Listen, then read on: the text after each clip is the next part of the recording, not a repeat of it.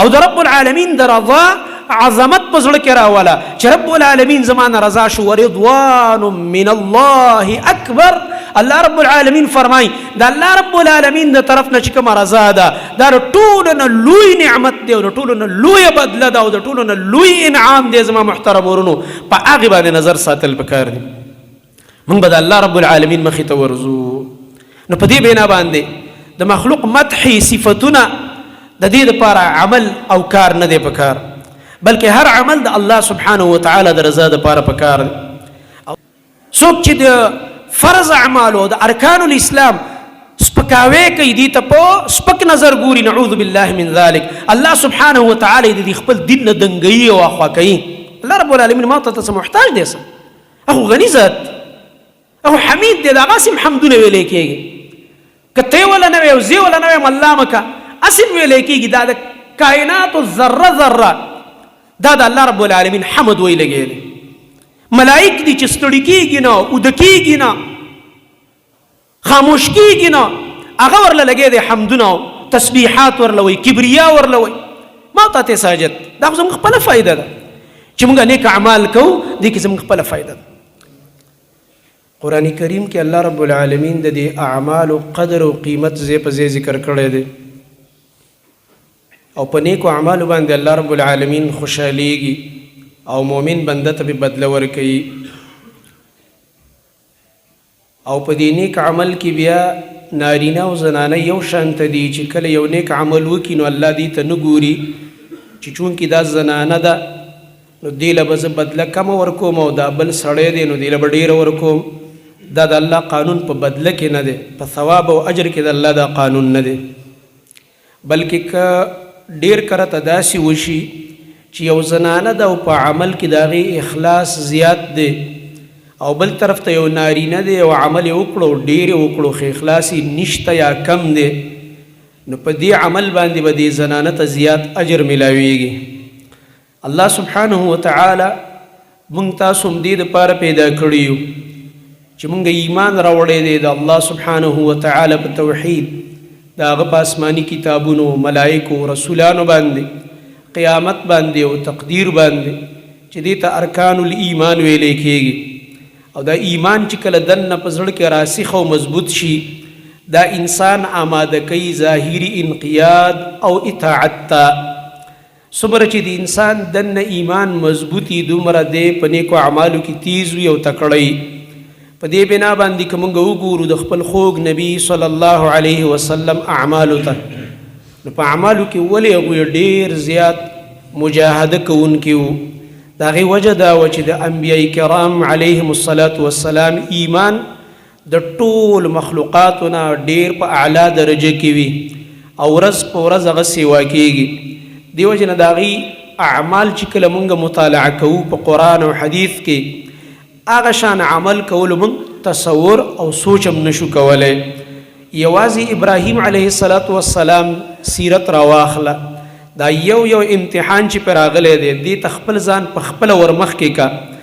آیا ما ته دا امتحان او دې ته ورمخکې کېدل یا په دې کې واقع کېدل خو پرېږده، د دې سوچ هم کولی شو نیشو کولی. نمرود غوندې یو متکبر او ظالم بادشاه چې ځان ته په خپله د ربوبیت دعوی کړي دا او دا دعوی کړي ده چې دا مخلوقات د دې ژوند او مرګ زما په لاس کې دی. څنګه چې فرعون ویلي چې انا ربکم الاعلی، داسې دا نمرود هم یو لوی متکبر او د هغې په مقابل کې یوازې ولاړ دی ابراهیم علیه السلام.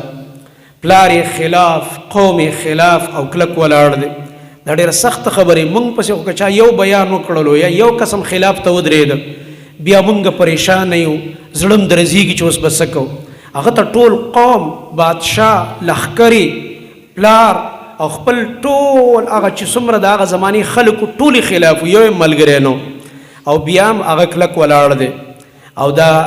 کله چې هغه د غیر الله هغه د عبادت ځای ته ورځي او د هغې هغه باباګان ماتوي، هغه تصور ته وکړه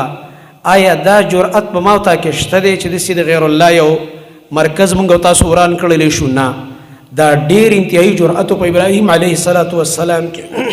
دغه رنګه د هغې په نتیجه کې چې هغه اور ته ورغورځېږي ما ته د دې تصور کولی شو؟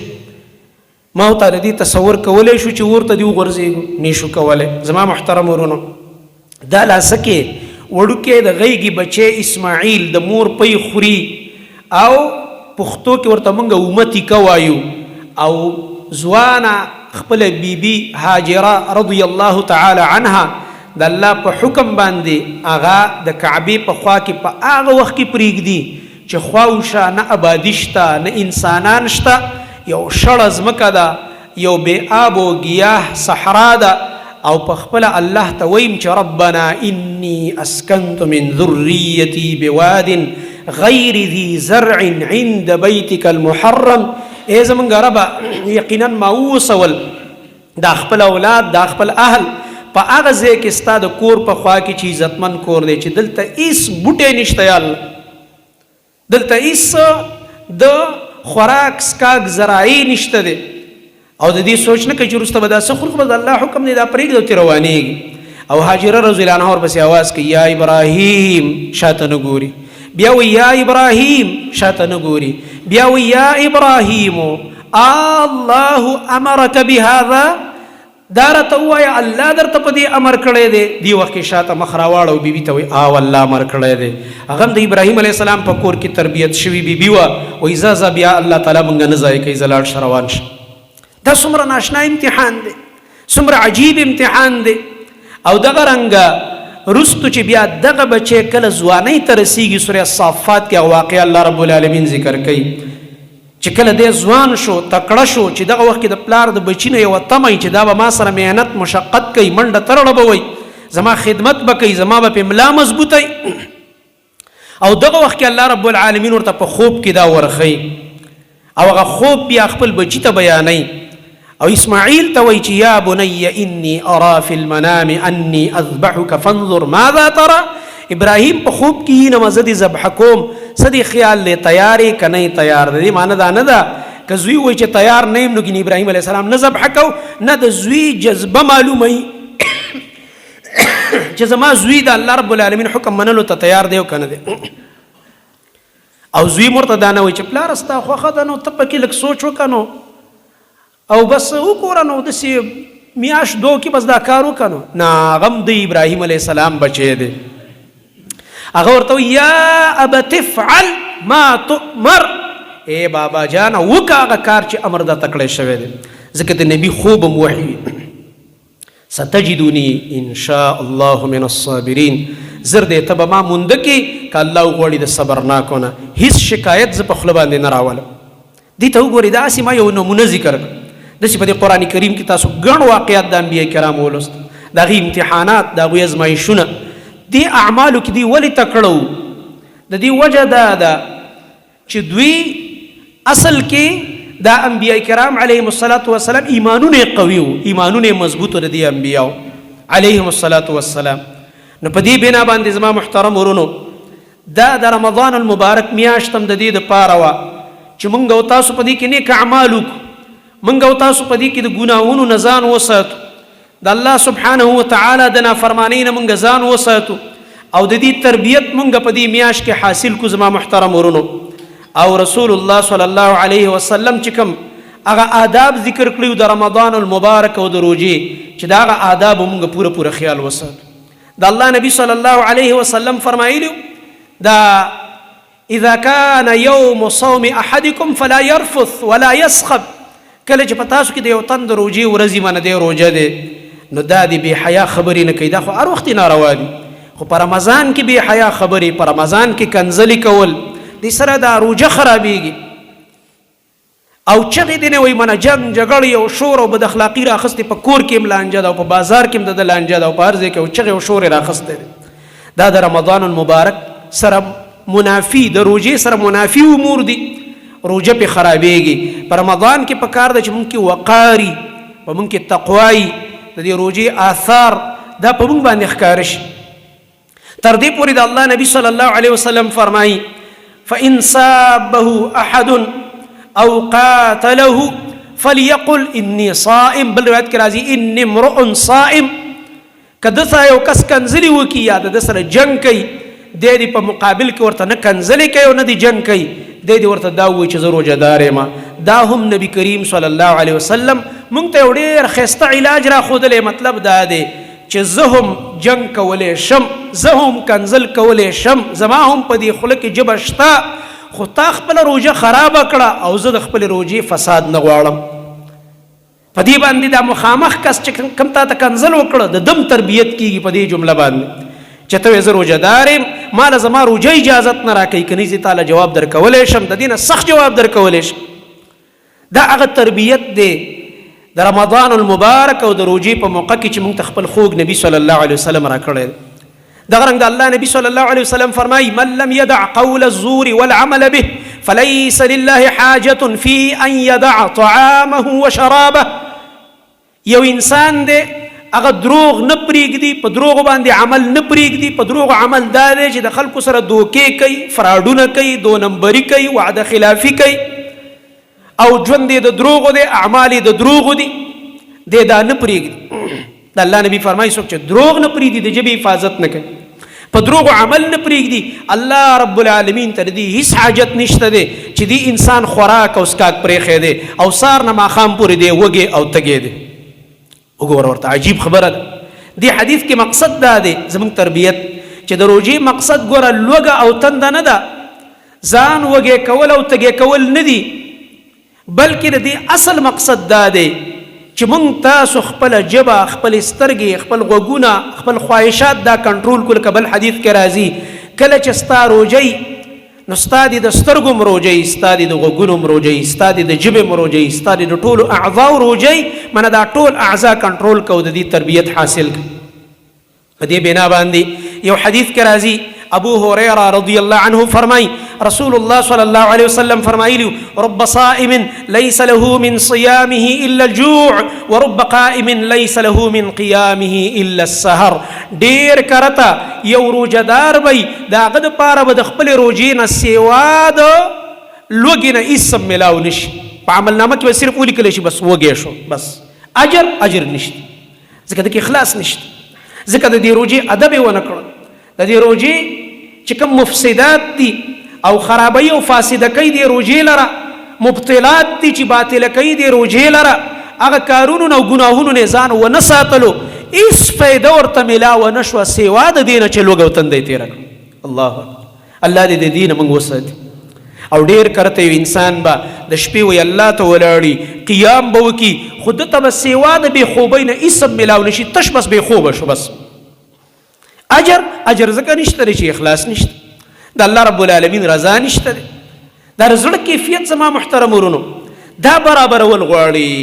دا جوړول غواړي. په دې وجه به رسول الله صلی الله علیه وسلم اکثر چې اعمال ذکر کول نو دا جمله به ورسره ویله چې یبتغي به وجه الله او یبتغي بها وجه الله. په دې صدقه د الله رب العالمین مخ لټوي او رضا، او په دې فلانی عمل د الله مخ او رضا لټوي. دا جمله به د څه دپاره ویله؟ دا به د دې دپاره ویله چې نیتونه هم سم کوي. همدای د رمضان باره کې مونږ ته ویلي من صام رمضان ایمانا واحتسابا. احتساب دې ته وایي چې ته دا نیت وکړي چې الله رب العالمین په دې روژه ماله اجر راکړي. د شپې قیام کې دا نیت وکړي چې الله رب العالمین په دې باندې ماته اجر راکړي. لیلة القدر قیام د دې دپاره ته کوشش کې دا د دې دپاره چې الله سبحانه وتعالی په دې باندې ماته اجر راکړي. اجر مونږ او تاسو د الله رب العالمین نه غواړو، د مخلوق مدح، د مخلوق صفتونه دا مونږ نه غواړو، او د مخلوق صفت به لکه مونږ له څه راکړي. په دې بنا باندې وایي چې کله بعضې علماو د دې اخلاص او د دې ریا علاجونه ذکر کړي او د اخلاص د حاصلولو اسباب ذکر کړي، په هغې کې یو سبب وایي دا دی، ډیر دی پای کې یو دا دی د مخلوق د ژبو صفت د دې هغه تحقیر په دې زړه کې راواله چې دا ټول خلک زما صفت وکړي، ما ته به لکه څه میلاو شي، دی به ماله سره وکړي.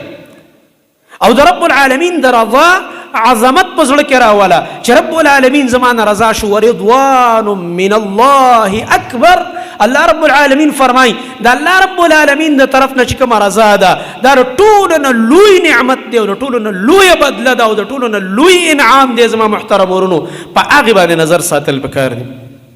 موږ به د الله رب العالمین مخې ته ورځو. نو په دې بنا باندې د مخلوق مدحي صفتونه د دې لپاره عمل او کار نه دی پکار، بلکې هر عمل د الله سبحانه وتعالی د رضا لپاره پکار دی. او دا هغه مبارکه میاشت ده. مخکې تاسو فضایل واورېده چې د دې په هره شپه کې جبریل علیه السلام نازل شوی او قرآن به یې لوسته. د قرآن شپې دي دا زما محترم او دا هغه میاشت ده. نبی کریم صلی الله علیه وسلم حج ته لاړو، صحابه کرام ورسره دي. یو زنانه پاتې شوله په مدینه کې، هغه حج ته لا نړه. د دې نه دا معلومیږي زموږ ستاسو خوږ نبی صلی الله علیه وسلم دومره یو بیدار قیادتو، دومره یو زیرک انسانو چې د خپلو ملګرو او د خپلو امت د یو یو کس نه ځان خبر کړی دی، تر دې پورې چې د زنانو معلومات ورته شوي یا د خپلو بیبیانو په ذریعه یا د هغې د خاوند د طرف نه، ځکه خاوند یې ورسره حج کوي. رسول الله صلی الله علیه وسلم غالبا ام سنان الانصاریه و ام سنان الانصاریه که زه نه خطا کېږم. رسول الله صلی الله علیه وسلم چې حج نه راواپس د الله نبي ورته فرمایي څه وجه ده چې ته موږ سره حج ته لا نړې، خاوند دې موږ سره او ته موږ سره حج کې نه وې، د حج دا فریضه دې ولې پرېښوده او بیا د الله د نبي په ملګرتیا کې حج دا خو لوی سعادت دی، د دې دومره لوی سعادت نه ته ولې محرومه پاتې شوې ای فلانی؟ هغوی د الله نبي موږ کره دوه اوښې دي، یوه اوښه هغه د سفر ده او یوه اوښه هغه زموږ د اوبو دپاره ده چې کور ته پې اوبه راوړو، یا بعضې علما وایي چې هغه ارټ په طور استعمالیږي، اوبه پرې راوښکلی کېږي د هغې دپاره چې په ارټ باندې کومه لګېږي او هغه فصلونه پرې خړوبېږي. نو هغه چې کومه د اوبو اوښه وه هغه په کور کې پاتې شوه، په هغې ما سفر نه شو کولی، او چې کومه د سفر وه بس باندې مې خاوند لاړو، په دې عذر باندې زه پاتې شوم. دا زما حج ته د نه تللو عذر. رسول الله صلی الله علیه وسلم ورته وفرمایل اذا جاء رمضان فاعتمري، ای زنانا کله چې د رمضان میاشت راغه نو عمره وکړه په رمضان کې، فإن عمرة فيه تعدل حجة، بل روایت کې راځي حجة معیه، چا چې په رمضان کې عمره وکړله اجر یې دومره دی لکه د حج عمره، او بل روایت کې راځي دومره اجر دی لکه ما سره چې چا حج وکړلو. الله اکبر، څومره خوش قسمته وي هغه ورونه خویندې چې په دې رمضان المبارک کې تللی دي او هغې عمره وکړله، اجر یې دومره دی لکه د نبي صلی الله علیه وسلم سره چې یو ځای حج وکړي. خو دلته دا مسله یاده که په دې باندې د انسان نه هغه فرضي حج نه ساقطېږي. ګوره د احادیثو نه به غلط مطلب نه اخلي او نه به د بعضې زنادقه او یا منکرین حدیث په شان د احادیثو غلط توجیهات کې د خپلې خېټې نه، دا به نه کې. دا شرع الله ده، د الله شریعت دی، د دې د شرح اجازت ما او تا ته نشته، بلکې د الله نبی صلی الله علیه وسلم الله د دې دپاره رالیږلی. دې ته فضایل وایي،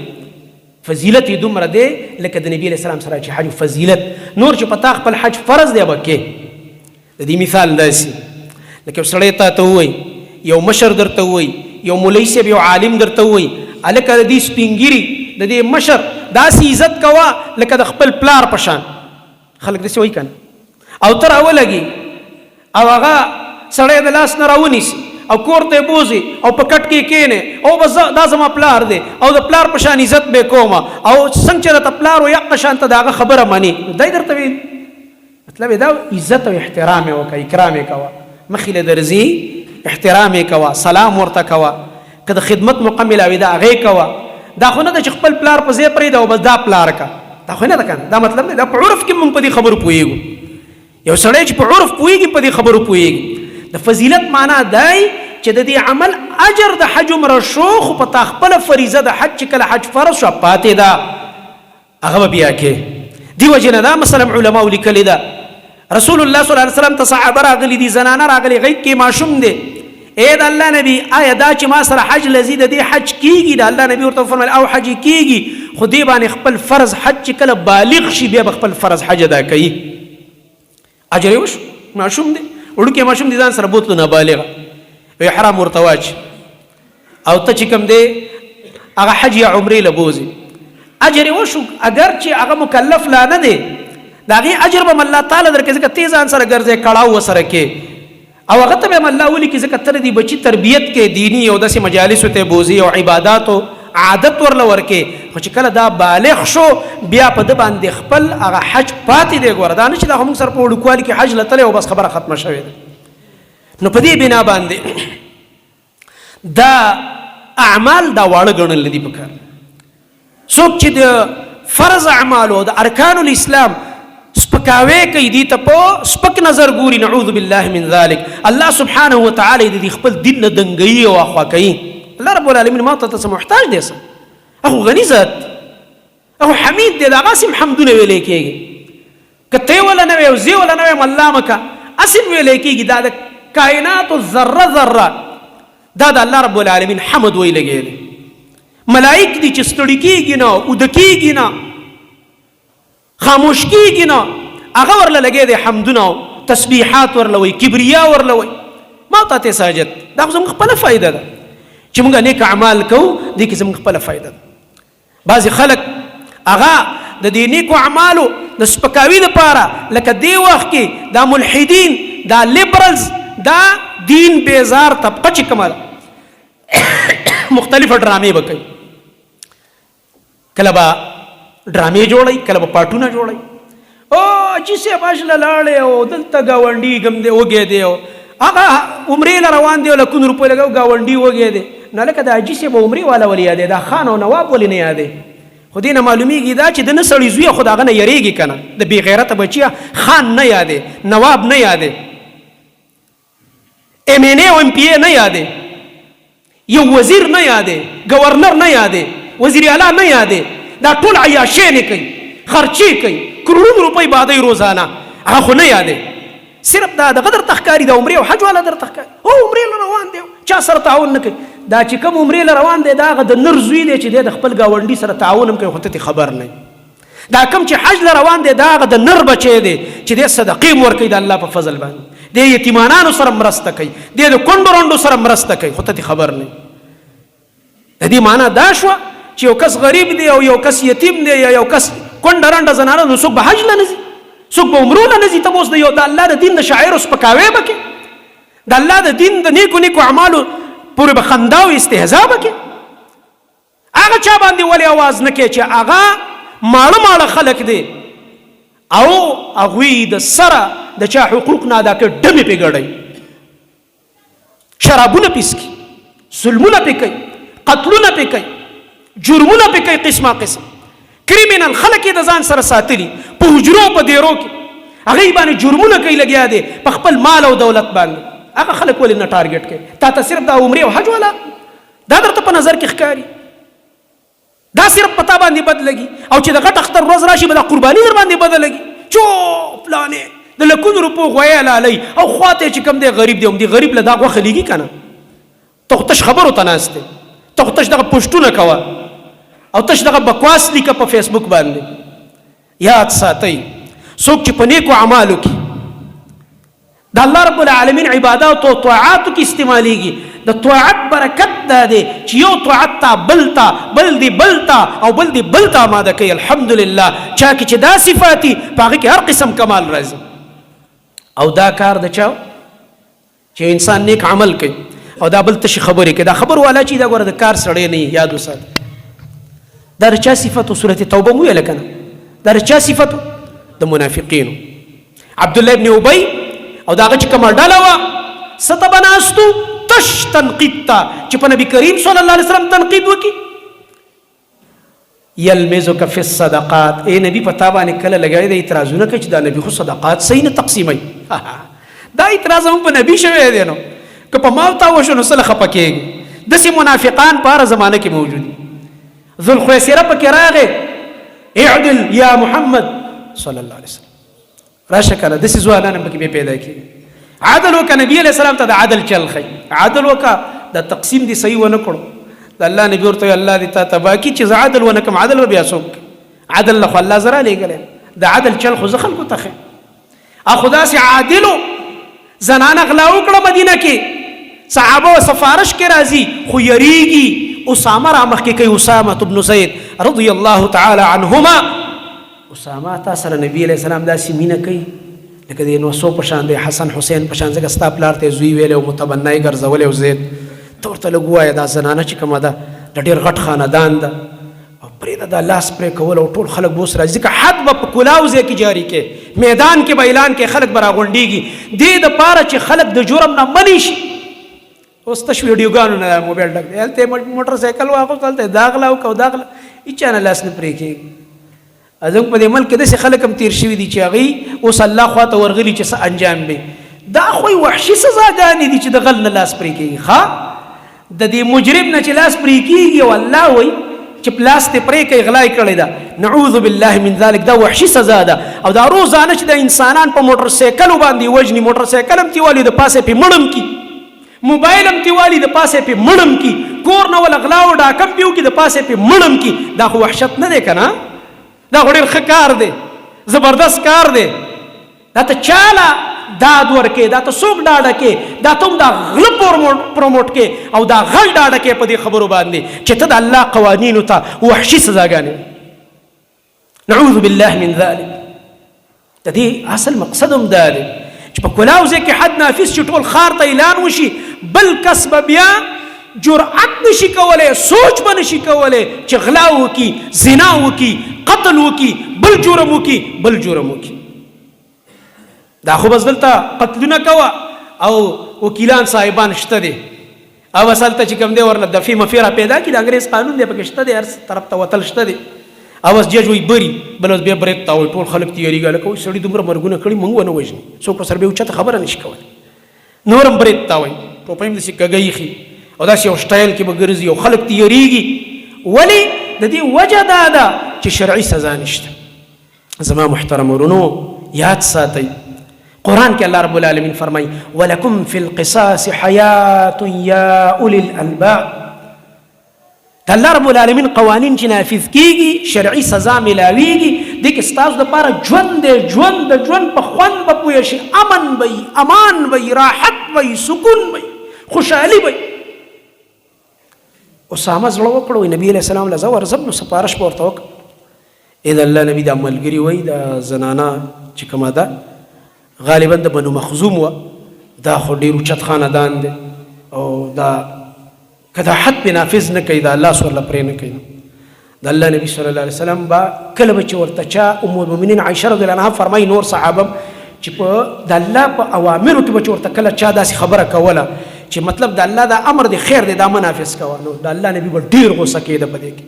په عام خبر به نه غوسه کېده په دې خبره به ډېر غوسه کېده رنګ مبارک به بدل شو اننګي مبارک به تک سره شو د غصې د لاسه د نبي صلی الله علیه وسلم د غصې اثر به داو دا اننګي مبارک به داسې سره شو لکه چا چې ورله پکې انار نه جوړ کړي ځکه ښایسته انسان و ښکلی انسان و په دې مخ مبارک کې خوشحالي بیله معلومېدله او خفګان او غصه بیله معلومېدله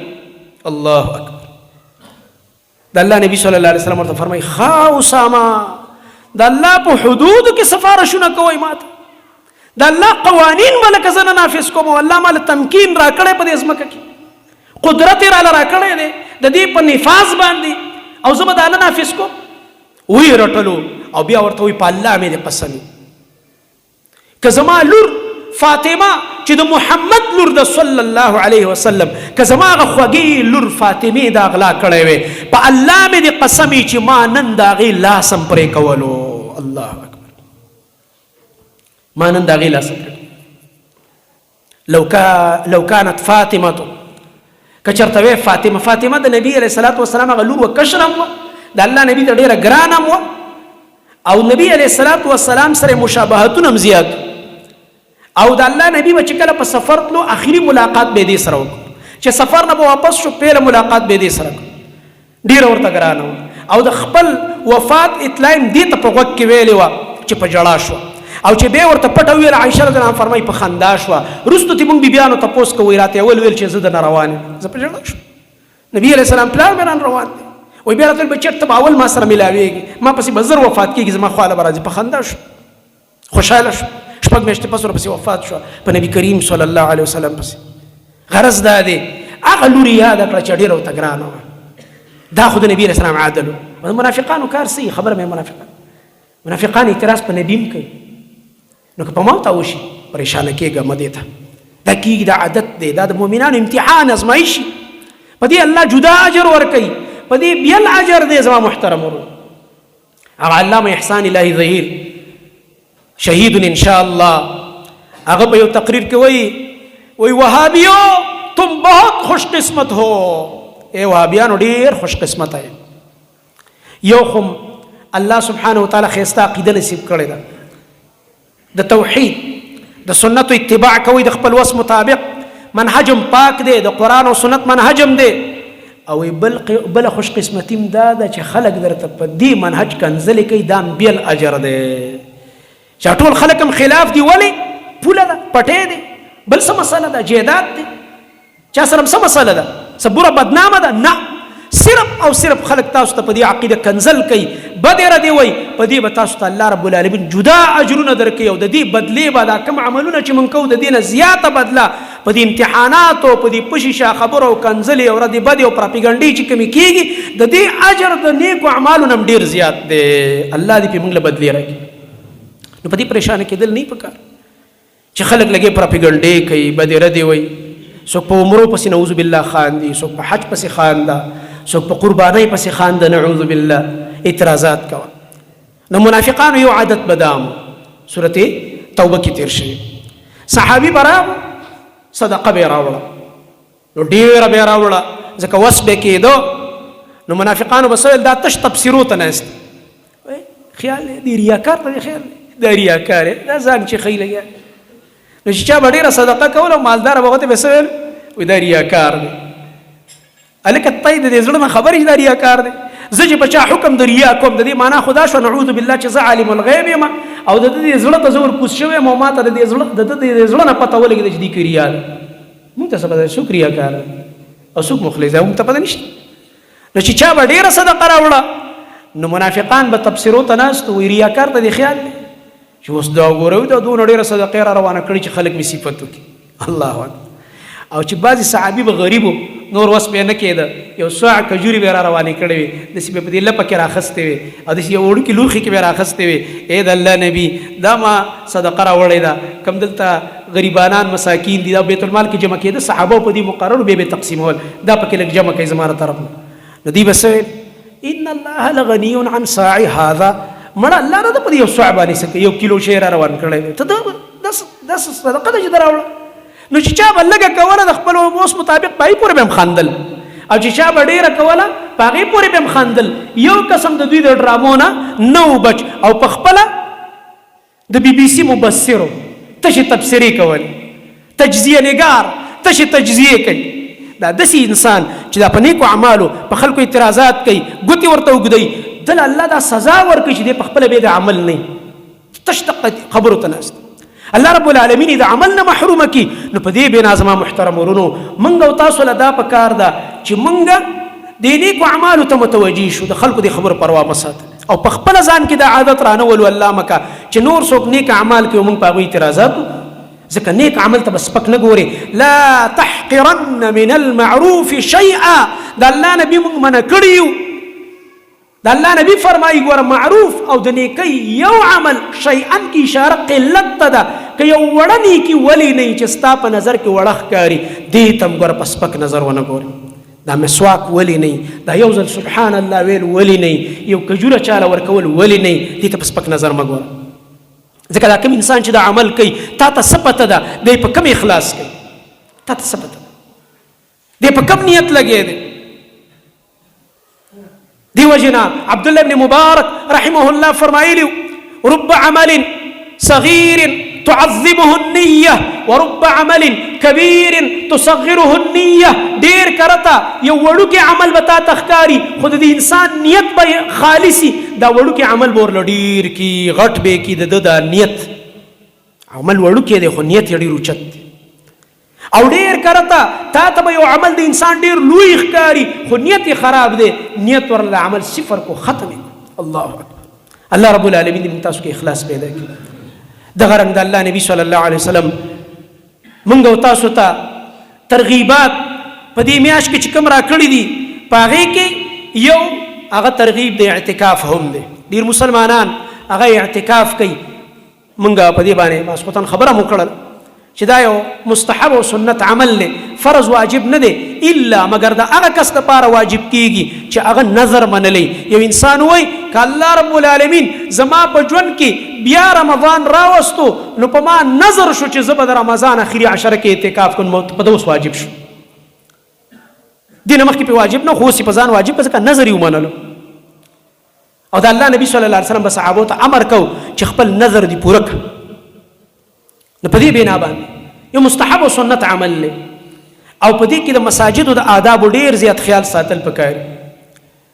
او دی وخت کې زمونږه هر عمل دا غینا یو نعوذ بالله الله دې مونږ ټول معاف کړي یو رسم جوړ شوی په اعتکافونو کې ملاقاتونه ګپ شپې په موبایل رابطي او دغه رنګه په اعتکافونو کې پروګرامونه او پارټیانې د دې نه ځان ساتل پکار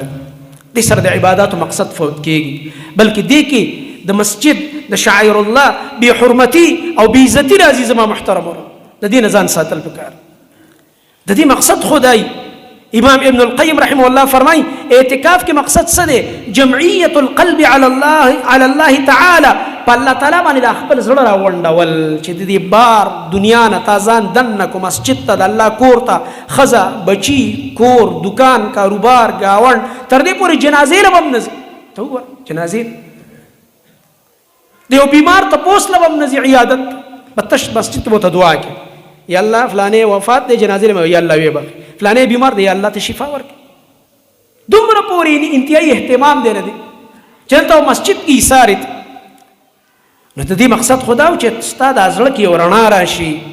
او دغه رنګ عبادت وکي تلاوت وکي اذکار دعاګانې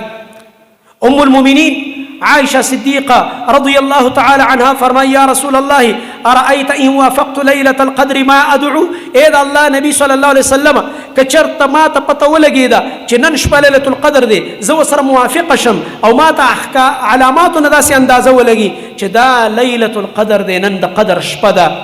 نزبك كم دعاء وارم سك دعاء جانب دي رزيتي ده الله نبي صلى الله عليه وسلم ورتولي خستا جامع دعاء خودلا ده الله نبي صلى الله عليه وسلم ورتو فرمایل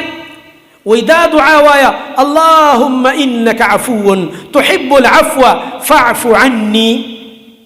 بيقام ده خبر من وکړه اللهم إنك عفو بعض روایت کو سره کریم نمرازي وده صحیح روایت دی اللهم إنك عفو تحب العفو فاعف عني يا الله تعفو كون کې ذاتي عفو ده الله رب العالمين صفت ده معافي کول تعفو خوخه يا الله ده عفو سره ستا محبت فاعف عني يا الله ما معاف رمضان په تیرودو دی ختم شي الله او اخري مراحل منګ د دې د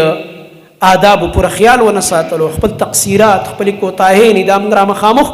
او په هغه جذبه د دعا وای چې الله موږ معاف کړه الله موږ معاف کړه الله سبحانه وتعالى دی په هغه بندگانو کې موږ تاسو شمار کی چې هر شپه الله رب العالمین دا غوی د جهنم نه د ازادۍ فیصله کوي په رمضان کې تاسو ته ما ویلي مسخوتن درس کې چې بعض عوامو کې دا روایت ډیر مشهور دی او مولیان یې وایي چې دا رمضان چې کوم دی د دې د میاشتې اول عشره چې کومه ده اوله رحمه واوسطه مغفره واخره النجاة من النار وایي که اول رحمت دی او دا مینځ عشره مغفرت دی او دې له دعاګانې جوړې کړي په دې نیټ کې مرাজি وایي دا اولنې عشره دعا د دویمې عشره دعا د دریم د په هیڅ صحیح حدیث کې نه دی راغلی او دا روایت چې کوم دی چې اول عشره رحمت دویم مغفرت دریم د جهنم نه ازادي دا روایت دا منکر روایت دی او ضعیف روایت دی صحیح خبره ده صحیح خبر ځان پیک اوس خلک وایي چې خنو صحیح خبره کومه ده صحیح ده د رمضان ار شپه د اول نواله تر اخره پورې او هر ورځ دا رحمتم نه دا مغفرتم نه او دا د جهنم نه ازادین ده دلیل په دغه حدیث ده چې ولله عتقاء من النار وذلك في كل ليله من رمضان دا الله نبی فرمای هر شپه الله رب العالمین د رمضان په هر شپه باندې الله سبحانه وتعالى د جهنم د اور نه بندگان آزادای هر شپه دا نه دی صرف اخیری عشره نو دا د عشرات تقسیم دا صحیح نه دی دا رسول الله صلی الله علیه وسلم نه دی کړی دا صحابه کرام رضی الله عنهم نه دی کړی دا شپې ډېرې قیمتي دي الله رب العالمین په قسم کړی دی او امام ابن رجب رحمه الله آداب کې دا لیکي و انسان لپاره دا چې هغه په دې شپو کې عبادت کوي نو د شپې دی پاکي جامې واچي عطر دی پوری کی ځان دی خسته کی او که ممکنه وا غسل دی مو کی او خسته لباس دی واچي او په دې شپو کې دی د الله رب العالمین عبادت او بندگی کوي زما محترم او حدیث کې علامات کې دا راځي چې دا د شپه ده چې په سباله نور راخیږي ډیر تیز نه، دا حرارت او سپینواله ډیر تیز نه، بلکې حمرت او سروالی تمایل غوندي، دا رڼای د سي مدم غونته کی، دای نخه دا چې تیر شپه دا د قدر شپه وا، او دا شپه چې کومه ده لا حاره ولا بارده، نه ډیره ګرمي او نه ډیره یخي په نسبت د نور شپو، دا د سي معتدله شپه معلومیږي، انسان ته په خپل دا محسوس کیږي. زما محترم دا الله نبی صلی الله علیه وسلم فرمایلیو وامارتها، امارت بعض خلک دا امارت ټکي د حکومت لپاره امارت الک الفاظ هم غلط وي، امارت خو نه خته وي، هغه ته امارت وي په کسره د حمزه سره، امارت حکومت او مشرعي ته وي، او امارت چې د امارات جمع د نه خته وي، علامات ته وي. دا الله نبی صلی الله علیه وسلم دا دغه روایت دی د ابی ابن کعب رضی الله عنه، وامارتها ان تطلع الشمس في صبيحه يومها بيضاء لا شعاع لها. پسې مسلم کې دا روایت د ابی ابن کعب رضی الله عنه نقل وی نخه د ليله القدر دا چې په سباله نور راوخیږي سپین وی خو حمرت تمایل، په بل روایت کې راځي چې حمرت تمایل او د دې شعاع نه منابت تیز رڼا نه، هغه ډیر ګرمایش پکې نه، کم چې په نور ورځو کې په نور کې ګرمایش دی یو نخه. البته بعض علماء چې را په دې شپه باندې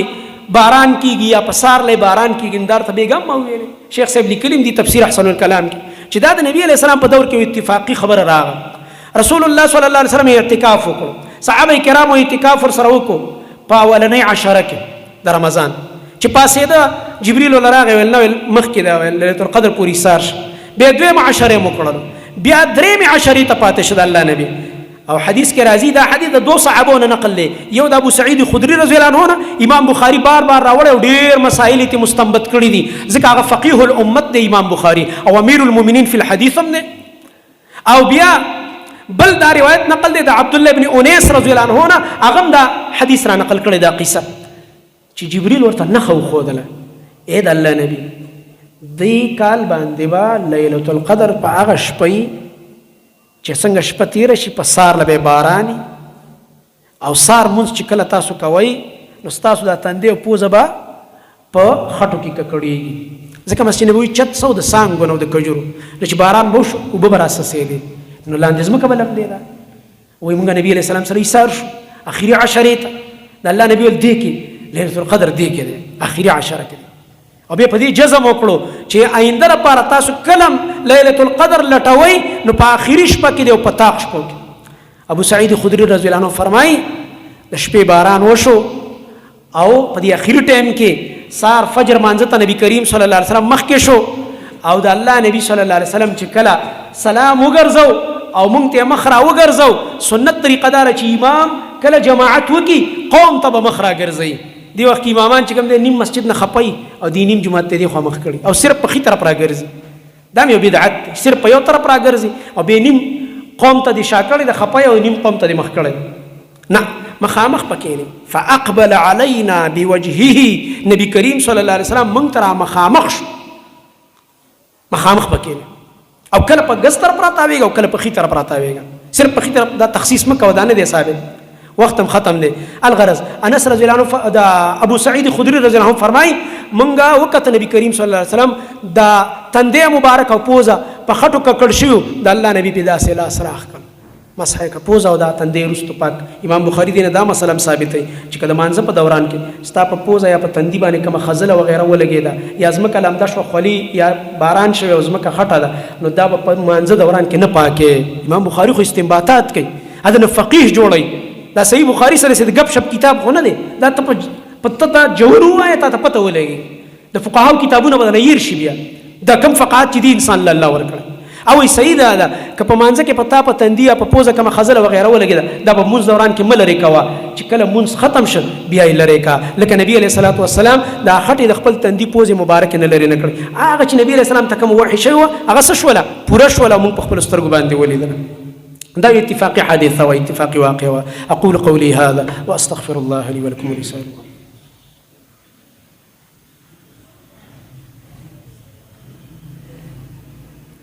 إن الحمد لله نحمده ونستعينه ونستغفره ونعوذ بالله من شرور أنفسنا ومن سيئات أعمالنا، من يهده الله فلا مضل له ومن يضلل فلا هادي له وأشهد أن لا إله إلا الله وحده لا شريك له وأشهد أن محمدا عبده ورسوله صلى الله تعالى عليه وعلى آله وصحبه أجمعين. فأعوذ بالله السميع العليم من الشيطان الرجيم من همزه ونفخه ونفثه. بسم الله الرحمن الرحيم. إنا أنزلناه في ليلة القدر وما أدراك ما ليلة القدر ليلة القدر خير من 1000 شهر. زما محترم ورونو یو سلفک یو عالم تیر شوی ابراهیم الخواص رحمه الله هغه فرمایي وی دواء القلب 5 اشیاء، 5 سیزونه دا د زړه علاج دی، زړه پې ښایسته کېږي. یو قراءة القرآن بالتدبر، چې قرآن تلاوت ته کې او په تدبر او په سوچ او فکر یې کې او معنا کې فکر کې. او دویم وخلاء البطن، چې خېټه دی خالی. او دا په رمضان کې دا 5 وانه خبرې چې ذکر کړي دا په رمضان کې شته دی الحمدلله. خېټه چې خالی ښایسته عبادت کې کیفیت هم مزیداري. او بل وقيام الليل، د شپې قیام کول دې سره زړه جوړیږي. والتضرع عند السحر، څلورم دا ده چې انسان پښمنی کې راپاسي، الله ته عاجزي او زاری وکي او دې سجدي وکي او دعاګانې غواړي او په ډېره تضرع باندې غواړي. او پنځم ومجالسة الصالحین، د صالحینو او د نیکانو سره ناسته په مجالسو کې، او ټول نه ښایسته ناسته د قرآن په درس کې ناسته. قرآن د درس نه ښایسته مجلس بل شته؟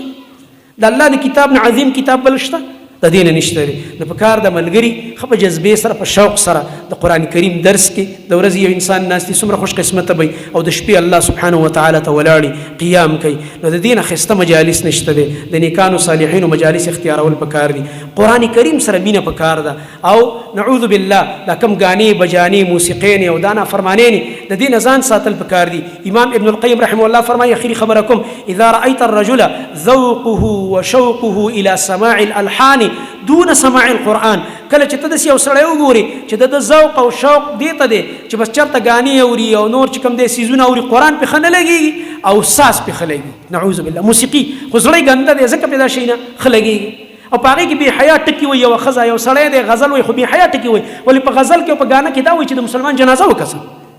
خلک وایي ګانه کې څه دي؟ نو موږ یې څه دي پکې؟ دا درته وایي چې تهجد وکړه. ګانه کې دا خبرې دي. ګانه کې دا خبره ده چې قرآن تلاوت وکړه.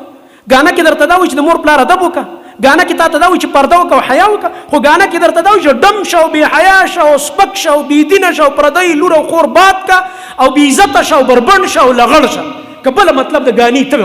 ماته ووایه، ته پې ما پوهېږه خیر دی. نو انسان له چې دا څیزونه مزه ورکوي نعوذ بالله، قرآن له مزه نه ورکوي، نو دا د دې دلیل دی چې د دې انسان زړه خراب شوی دی. دی الله ته وژاړي بل زړه دی ته وغواړي چې د باندې قرآن ښه نه لګېږي، دې ته تنګېږي او دغه ګندونو ته چې کوم دی دا هغه پې ښه لګېږي. نو کوم انسان چې ذوق او شوق قرآن ته دی او د الله کتاب اوري، نو دا انسان خوش قسمته دی. او د چا ذوق او شوق چې قرآن ته نه دی او دې سیزونو سره دی، فهذا اقوى الادله على فراغ قلبه من محبه الله وكلامه. دا قوي دلیل دی د انسان چې قرآن پې ښه نه لګي او دا نورې ګانې بجانې پې ښې لګېږي. دا د دې قوي دلیل دی چې د زړه دا فارغ شوی نعوذ بالله، خالی شوی د الله د محبت نه او د هغه د کلام د محبت نه. الله سبحانه وتعالی دې زموږ په زړونو کې د قرآن کریم محبت واقع کړي. رب العالمین دې په دې شپو کې ډېرې دعاګانې وکړي. ډېرو ځایونو کې مظلومان مسلمانان دي چې الله رب العالمین هغوی د ظالمانو د ظلمونو نه بچ کړي. خاص کر د فلسطین مسلمانان اوس بیا لګې د یهودو د یو څو ورځونه بمبارۍ شروع کړي. دا د دې ظالمانو عادت دی، کله چې د مسلمانانو داسې د عباداتو موسمي یا داسې خوشحالي راځي، اختر راځي، دا خپل وحشت او ظلم راښکاره کوي. دا ظالمان دا هر کال د دوی دغه عادت دی. په دې زموږ تجربه شوې ده.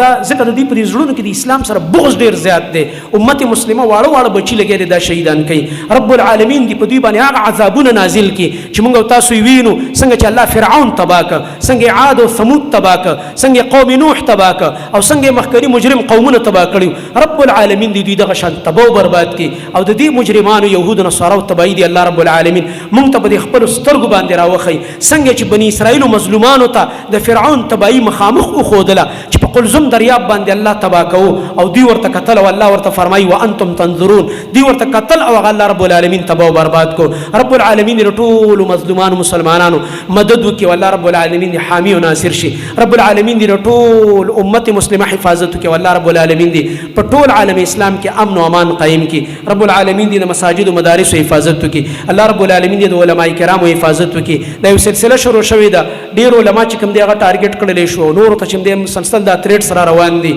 دا هم د یو د افسوس خبره ده چې یو مسلمان ملک او اسلامي ملک دا کارونه کوي او د دې څه تدارک نشته دی اوس پر یو مجرم نه گرفتاریږي نو دا هم ډیره د افسوس خبره ده په دې بنا باندې دا دعاګانې غواړي چې دا کم سازش د علماو خلاف د مدارسو خلاف مساجدو خلاف روان دي او څوک په هر رنګ کې کوي رب العالمین دې دا خلق ذلیل او رسوا کړي رب العالمین دې په خپل جالونو او دامونو کې ونخلي ولا يحيق المكر السيء الا باهله دا ناکار مکرونه کوي الله رب العالمین دې په خپل مکرونو کې په خپل ونخلي رب العالمين دي عبرت نشانه وګرځي اقول قولي هذا واستغفر الله لي ولكم ولسائر المؤمنين جزاكم